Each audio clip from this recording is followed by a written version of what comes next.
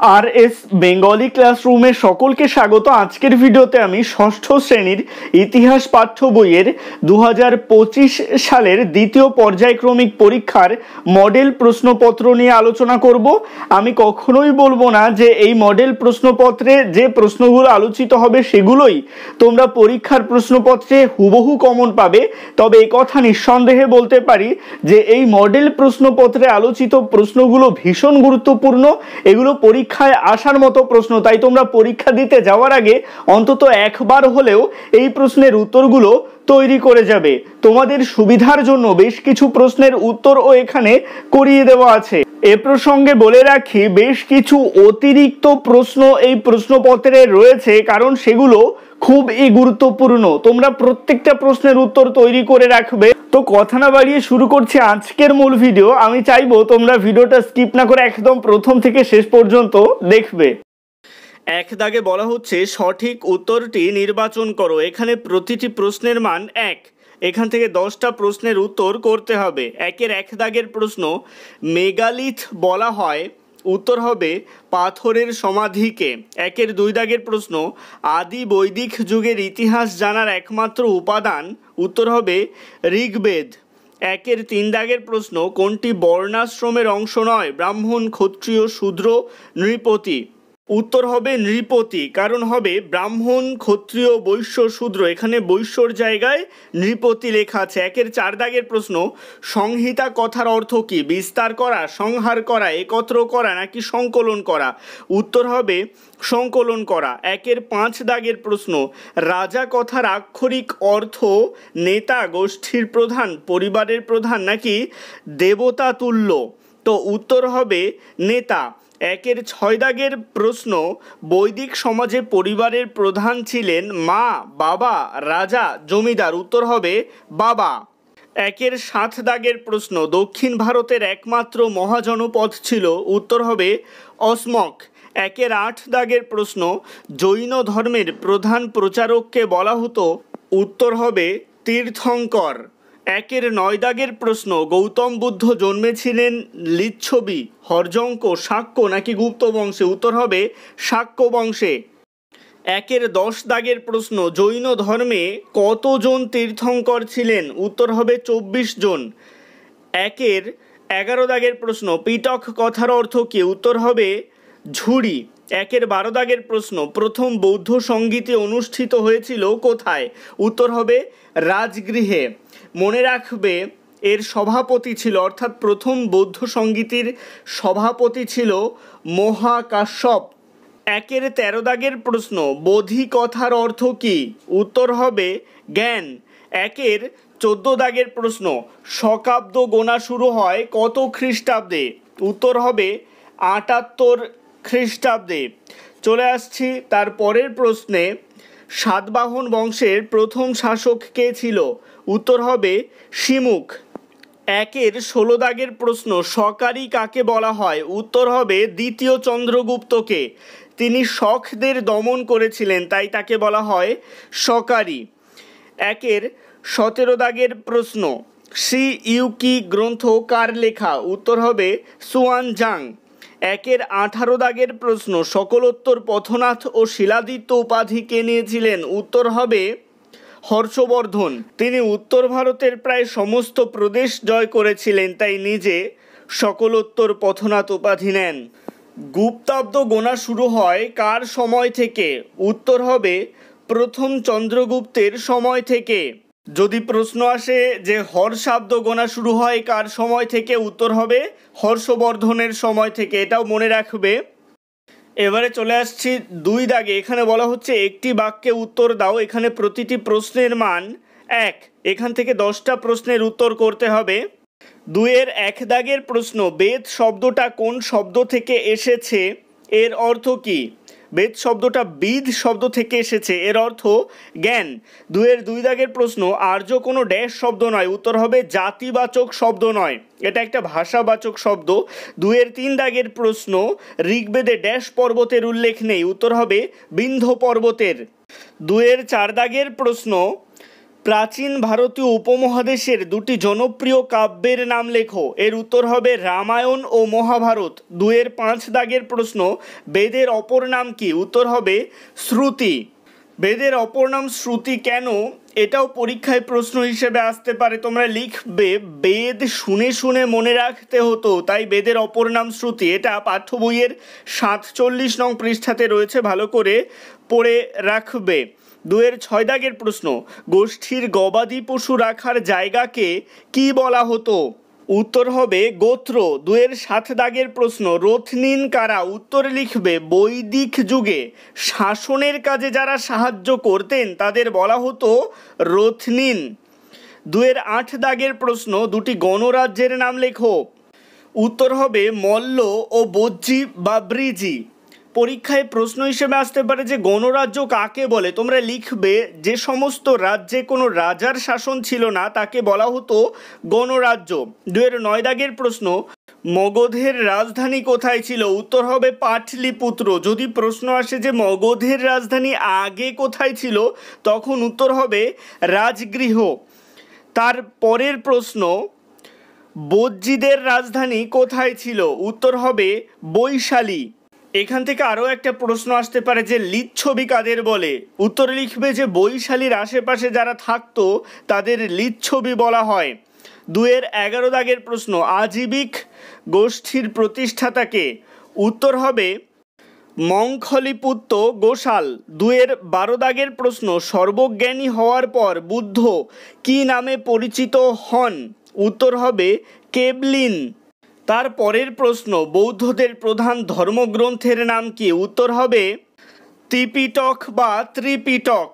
এই ত্রিপিটকে 3টে অংশ ছিল, বিনয় পিটক, সুত্ত পিটক এবং অভিধম্ম পিটক। মনে রাখবে। 2-এর 14 দাগের প্রশ্ন, গণরাজ্য কাকে বলে? এই প্রশ্নের উত্তর আমি একটু আগেই বলে দিলাম, তবুও তোমরা পাঠ্য বই থেকে দেখে নেবে। পাঠ্য বইয়ের 66 নং পৃষ্ঠায় এই প্রশ্নের উত্তর রয়েছে। 2-এর 15 দাগের প্রশ্ন, কুষাণ সাম্রাজ্যের প্রতিষ্ঠাতাকে? উত্তর হবে কুজুল কথফিসেস। 2-এর 16 দাগের প্রশ্ন, মৌর্য সাম্রাজ্যের প্রতিষ্ঠাতাকে? এই প্রশ্নটা এভাবেও আসতে পারে যে মৌর্য সাম্রাজ্যের প্রথম সম্রাটকে?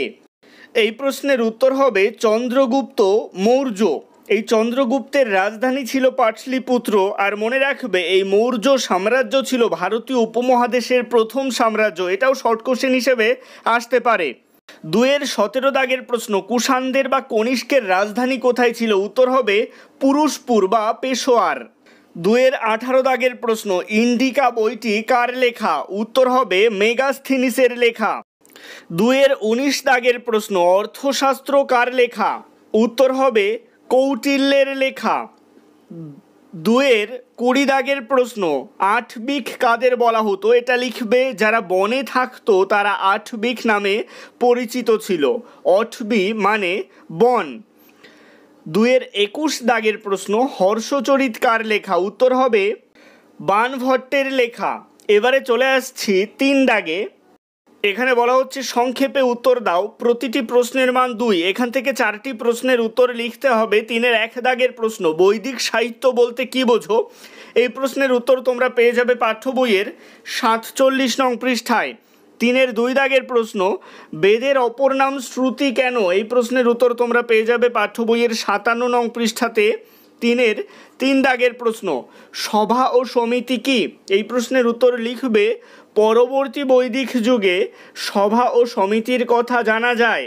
সভাতে বয়স্ক ব্যক্তিরা যোগ দিতেন। গোষ্ঠীর সবাই সম্ভবত সমিতির সদস্য ছিল। সমিতিতে নানা রকম রাজনীতি বিষয়ে আলোচনা হতো। 3-এর 4 দাগের প্রশ্ন, জৈন বা বৌদ্ধ ধর্মের ত্রিরত্ন কি? এটা আলাদাভাবে আসতে পারে যে জৈন ধর্মের ত্রিরত্ন কি, বা আসতে পারে যে বৌদ্ধ ধর্মের ত্রিরত্ন কি। এই দুটো প্রশ্নের উত্তরই তোমরা পেয়ে যাবে পাঠ্য বইয়ের 74 নং পৃষ্ঠাতে। তারপরের প্রশ্নে চলে আসছি 3-এর 5 দাগের প্রশ্নে, আর্য সত্য, চতুরার্য সত্য বা অষ্টাঙ্গিক মার্গ কি? এই প্রশ্নের উত্তরগুলো তোমরা পেয়ে যাবে পাঠ্য বইয়ের 72 নং পৃষ্ঠাতে। এগুলো আলাদা আলাদা হিসেবে প্রশ্ন হিসেবে আসতে পারে। 3-এর 6 দাগের প্রশ্ন, ষোড়শ মহাজনপদ কাকে বলে? এই প্রশ্নের উত্তর তোমরা পেয়ে যাবে পাঠ্য বইয়ের 65 নং পৃষ্ঠাতে। 3-এর 7 দাগের প্রশ্ন, শ্বেতাম্বর বা দিগম্বর কাকে বলে? এই প্রশ্নের উত্তর তোমরা পেয়ে যাবে পাঠ্য বইয়ের 70 নং পৃষ্ঠাতে। দিগম্বরদের প্রধানকে আর শ্বেতাম্বরদের প্রধানকে, এটাও প্রশ্ন হিসেবে আসতে পারে, ভালো করে পড়ে রাখবে।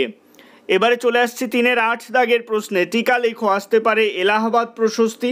এই প্রশ্নের উত্তর তোমরা পেয়ে যাবে পাঠ্য বইয়ের 92 নং পৃষ্ঠাতে।